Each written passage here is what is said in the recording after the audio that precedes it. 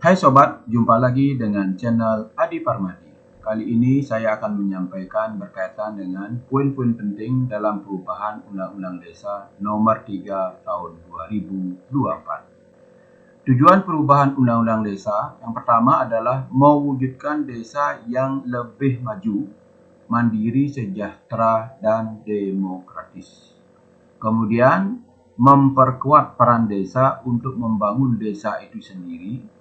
Kemudian yang ketiga adalah memberikan ruang bagi kepala desa untuk menilai kinerja perangkat desa dan mengevaluasi rancangan peraturan desa, anggaran, pendapatan, belanja desa. Adapun perjalanan ataupun lini masa perubahan Undang-Undang Desa, yaitu di bulan Mei tahun 2022, Menteri Desa PDDT Abdul Halim Iskandar mengusulkan perpanjangan masa jabatan kepala desa. Kemudian di tanggal 19 Juni tahun 2023, rumusan rancangan Undang-Undang Desa terkait perpanjangan masa jabatan Kades mulai dibahas oleh Badan Legislasi Balik DPR. Kemudian di tanggal 3 Juli tahun 2023, rapat pleno Balik DPR menyetujui rancangan Undang-Undang Perubahan Kedua Undang-Undang Nomor 6 tahun 2014 tentang Desa menjadi rancangan undang-undang usulan inisiatif DPR. Kemudian di tanggal 28 Maret 2024, rapat paripurna DPR menyetujui rancangan undang-undang tentang perubahan kedua atas Undang-Undang Nomor 6 tahun 2014 tentang Desa menjadi undang-undang. Adapun poin penting dalam perubahan Undang-Undang Desa, yaitu yang pertama, masa jabatan kepala desa atau Kades menjadi 8 tahun dan dapat dipilih maksimal 2 kali masa jabatan. Yang kedua, pemberian tunjangan purna tugas 1 kali di akhir masa jabatan kepala desa, badan permusyawaratan desa, dan perangkat desa sesuai kemampuan desa. Yang ketiga yaitu adanya persyaratan jumlah calon Kades dalam pemilihan kepala desa. Kemudian yang keempat yaitu adanya pemberian dana konservasi dan atau dana rehabilitasi untuk desa. Nah, di pasal-pasal manakah poin-poin perubahan penting ini? Jadi poin yang pertama berkaitan dengan masa jabatan kepala desa Kades menjadi 8 tahun dan dapat dipilih maksimal 2 kali masa jabatan, yaitu tertuang dalam Undang-Undang Nomor 3 tahun 2024 tentang Desa, yaitu di ketentuan pasal 39 diubah sehingga berbunyi sebagai berikut. Poin 1, kepala desa memegang jabatan selama 8 tahun terhitung sejak tanggal pelantikan. Poin 2, kepala desa sebagaimana dimaksud ayat 1 dapat menjabat sebanyak 2 kali masa jabatan secara berturut-turut atau tidak secara berturut-turut. Kemudian diperjelas lagi di pasal 118.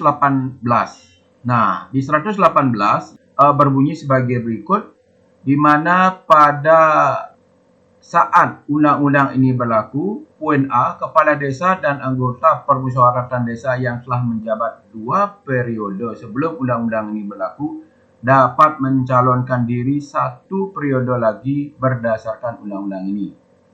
B, kepala desa dan anggota permusyawaratan desa yang masih menjabat pada periode pertama dan periode kedua menyelesaikan sisa masa jabatannya sesuai dengan ketentuan undang-undang ini dan dapat mencalonkan diri 1 periode lagi. C, kepala desa dan anggota badan permusyawaratan desa yang masih menjabat pada periode ketiga menyelesaikan sisa masa jabatannya sesuai undang-undang ini.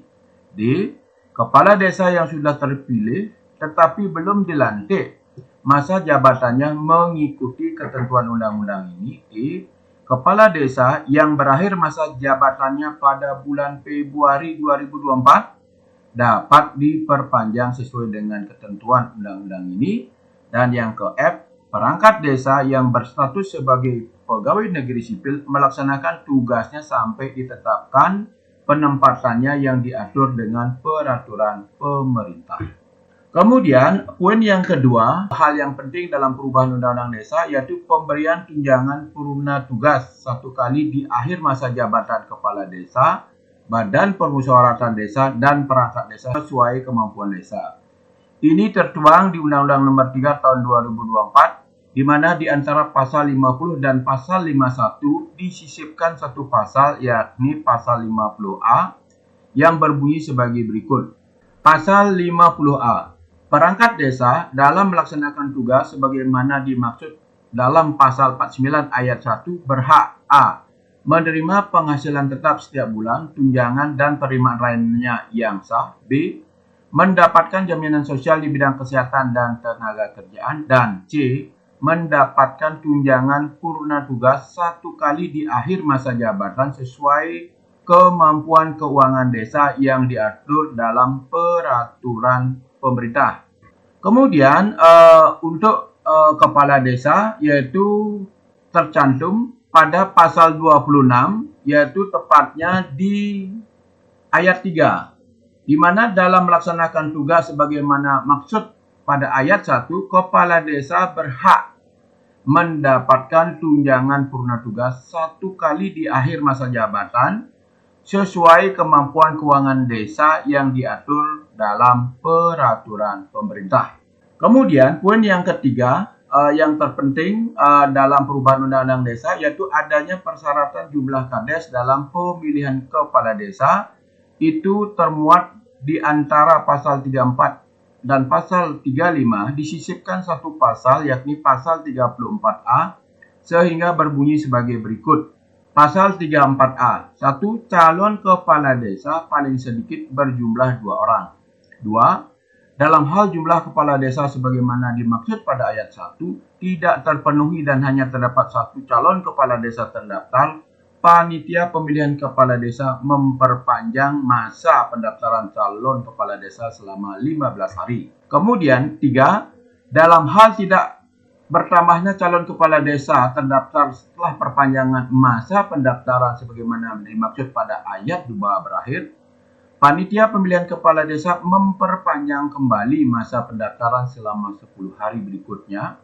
Kemudian ayat keempat, dalam hal perpanjangan kembali masa pendaftaran calon kepala desa sebagaimana dimaksud pada ayat 3 berakhir dan hanya terdapat satu calon kepala desa terdaftar, panitia pemilihan kepala desa bersama-sama dengan badan permusyawaratan desa menetapkan calon kepala desa terdaftar secara musyawarah untuk mufakat. Ketentuan lebih lanjut mengenai tata cara pemilihan satu calon diatur dengan peraturan pemerintah. Kemudian poin yang keempat, poin penting dalam perubahan undang-undang desa yaitu pemberian dana konservasi dan atau dana rehabilitasi untuk desa.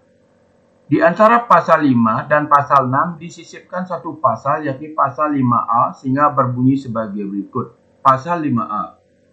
Ayat 1, desa yang berada di kawasan suaka alam, kawasan pelestarian alam, hutan produksi dan kebun produksi berhak mendapatkan dana konservasi dan atau dana rehabilitasi berdasarkan ketentuan peraturan perundang-undangan. Ketentuan mengenai dana konservasi dan atau dana rehabilitasi sebagaimana dimaksud pada ayat 1 diatur dalam peraturan pemerintah. Jadi itu kami kira menjadi poin-poin penting perubahan sesuai dengan Undang-Undang Nomor 3 Tahun 2024 tentang desa. Jadi momentum perubahan Undang-Undang desa ini tentunya dapat mewujudkan desa yang lebih maju, mandiri dan sejahtera untuk memberikan kontribusi guna terwujudnya cita-cita Indonesia Emas 2045. Demikian poin-poin penting perubahan Undang-Undang Desa Nomor 3 Tahun 2024. Terima kasih.